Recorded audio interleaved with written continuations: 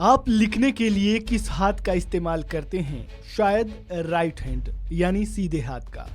10 लोगों में से 9 का जवाब शायद यही होगा। जी हाँ, सर्वे भी यही कहानी बयां करते हैं कि दुनिया के 90% लोग दाएं हाथ से लिखते हैं, जबकि बाकी 10% लोग बाएं हाथ से।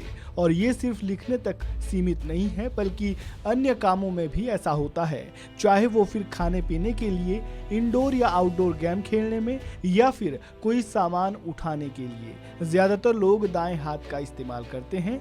इस वीडियो में हम यही जानने की कोशिश करेंगे कि आखिर दुनिया में ज़्यादातर लोग लेफ्टी की बजाय राइटी क्यों होते हैं।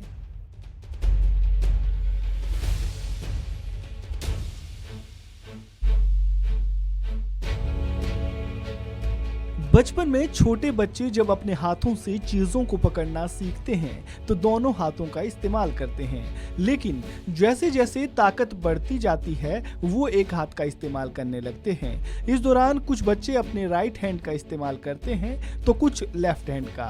हम बच्चों को दाएं हाथ इस्तेमाल कराने की कोशिश कराते हैं क्योंकि ज्यादातर लोग दाएं हाथ का ही इस्तेमाल करते हैं। ये तो हुई बेसिक बात।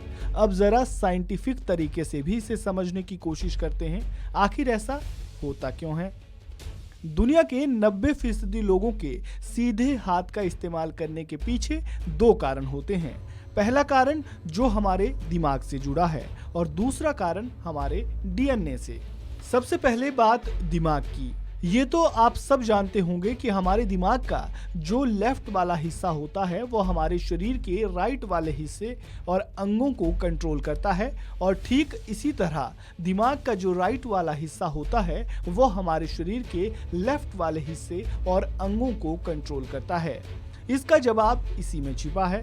हमारा ब्रेन जिस तरीके से काम करता है उसकी कोशिश ये रहती है कि कम से कम एनर्जी खर्च करके ज़्यादा से ज़्यादा काम निकाला जाए।